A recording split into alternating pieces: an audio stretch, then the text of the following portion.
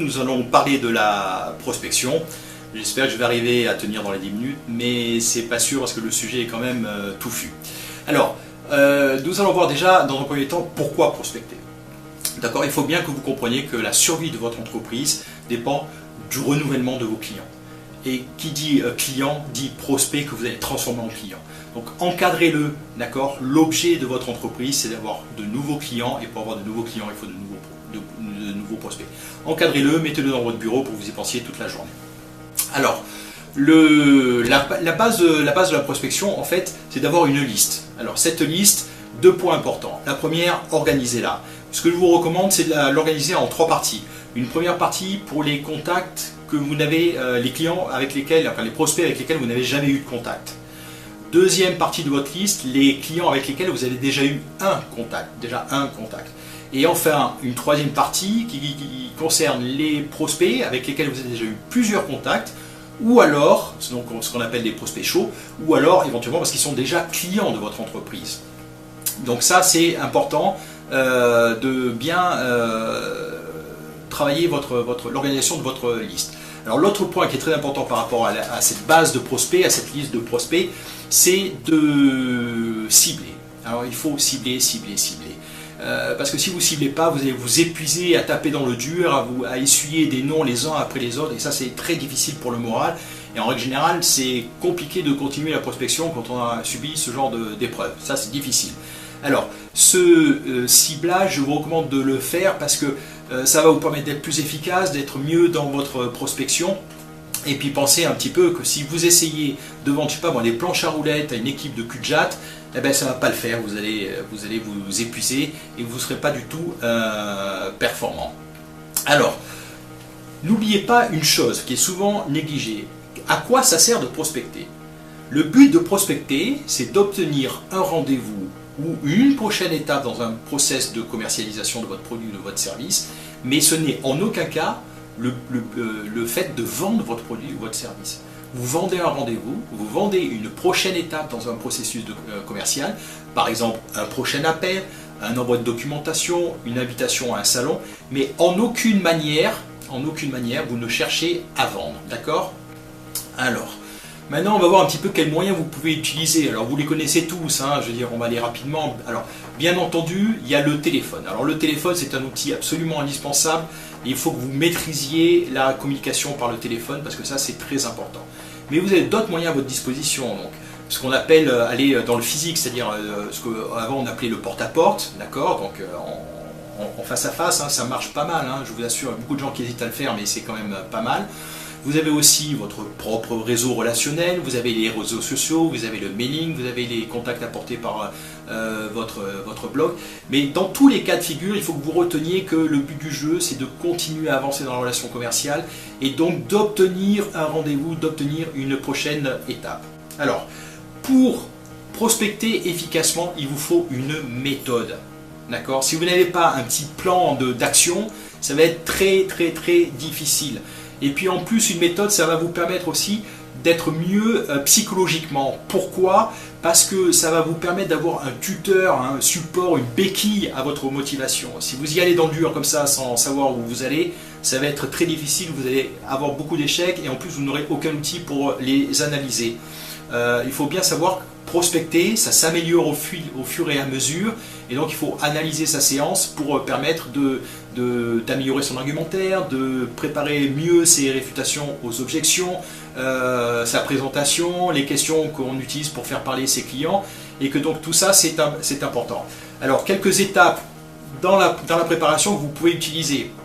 La première, d'abord, il faut que vous vous prépariez. Physiquement et mentalement. Mentalement, il faut être prêt à discuter avec votre client. Donc, il faut être ouvert. Si vous êtes de mauvais poil et grognon, ça va pas passer. Physiquement aussi, installez-vous confortablement. Si c'est une prospection téléphonique, par exemple, faites attention que vous ayez de quoi boire, manger, que lorsque vous faites votre prospection, vous ne soyez pas interrompu ou vous ne serviez pas de prétexte pour interrompre votre séance de prospection. Préparez votre liste, d'accord? Si vous n'avez que 5 contacts, ça ne va pas le faire, c'est pas assez, d'accord? Mais par contre, n'ayez pas 250 parce qu'au final, vous allez vous épuiser, vous n'arriverez pas au bout de votre liste et vous aurez l'impression d'avoir échoué, de ne pas avoir fait votre séance de prospection comme il faut. Donc ça c'est très important. Ayez un plan de bataille, c'est-à-dire préparez quel peut être le déroulement de votre conversation téléphonique ou en face à face idéal. C'est-à-dire il faut quand même que vous sachiez que vous allez vous présenter rapidement, un pitch d'entreprise, savoir quelles questions vous allez poser pour faire parler votre interlocuteur, pour l'amener à une chose qu'il ne faut pas que vous oubliez dans votre plan de préparation, c'est-à-dire le but du contact, c'est-à-dire d'obtenir un rendez-vous ou une prochaine étape pour amorcer votre process commercial. Et dernier point, analysez votre séance de prospection. Analysez-la, ça c'est extrêmement important, je vous explique pourquoi, parce que c'est comme jouer au tennis. Si vous jouez au tennis une fois par an, ou une fois à chaque vacances, vous ne jouez pas aussi bien que si vous jouez régulièrement. Donc il faut que vous analysiez et que vous prospectiez régulièrement pour vous permettre d'améliorer votre technique. Et en plus de le faire au quotidien comme ça, que ce soit augmenter votre liste, que ce soit préparer votre argumentation, l'affiner, améliorer les objections, les réponses aux objections, tout ceci, après vous verrez que ça va être beaucoup plus facile de prospecter et que contrairement à aujourd'hui où vous pensez que c'est un pensum, que c'est une tâche ingrate, eh bien, vous finirez par y prendre un certain plaisir. Quelques points pour vous aider. N'oubliez pas que dans une communication, alors au téléphone, le premier point c'est pas vrai, mais les deux autres si, dépendent en fait de 3 points. Le visuel, qui est le plus important, c'est-à-dire la manière dont vous vous présentez, votre tenue vestimentaire, votre gestuelle. C'est la manière la plus importante de faire passer votre message. Après, il y a le ton de votre voix et le débit de votre voix. C'est le deuxième point le plus important. Et ensuite, ce que vous dites, c'est-à-dire les mots, c'est au définitif dans le message que vous faites passer le moins important, ce qui est le moins retenu. D'accord? Donc, une fois que vous avez les mots, entre guillemets, vous savez ce que vous allez dire, travaillez le reste, c'est le plus important. Et adaptez-vous systématiquement à votre prospect en étudiant par ses réponses aux questions que vous avez formulées, comment il raisonne, comment il réagit, etc. pour vous adapter. Un petit conseil aussi pour la prospection par téléphone, mais on y reviendra plus longtemps. Lorsque vous appelez quelqu'un, pensez que c'est votre ami. Lorsque vous appelez un ami qui travaille dans une société, en fait, qu'est-ce que vous faites? Vous décrochez votre téléphone. Est-ce que je pourrais parler à Monsieur Durand? Faites la même chose lorsque vous prospectez par téléphone. Est-ce que je pourrais parler à Monsieur Machin? D'accord?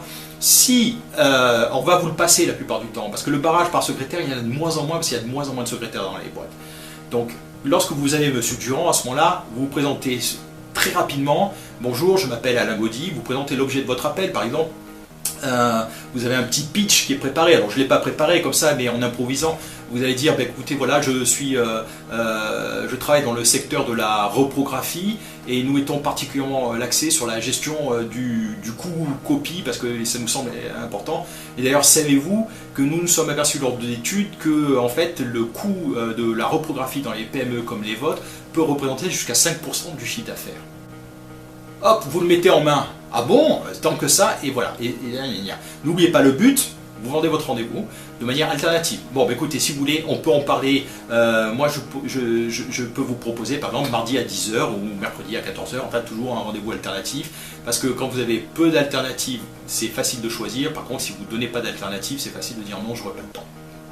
D'accord? Donc, il faut que vous soyez un champion. Alors, si jamais on vous bloque parce qu'il y a un répondeur ou parce qu'il y a une assistante qui a décroché et qui ne vous passe pas, etc., vous vous présentez rapidement, vous faites votre pitch et vous précisez bien, dites-lui de ne pas s'inquiéter ou si vous êtes avec un répondeur, ne vous inquiétez pas, je vous rappellerai.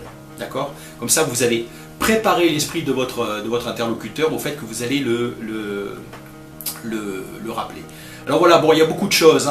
Le plus important dans cet exercice de la prospection, c'est que vous fassiez parler votre client pour découvrir ses points d'intérêt et ce qui va vous donner l'accroche, c'est de présenter un ou deux bénéfices clients par rapport à votre solution pour obtenir votre rendez-vous. Alors voilà, c'était quelques réflexions sur la prospection. Nous rentrerons plus en avant sur certains points qui sont importants dans la prospection dans d'autres articles. Voilà, j'espère que j'ai tenu dans les 10 minutes, je ne suis pas sûr, et je vous dis à bientôt et salut!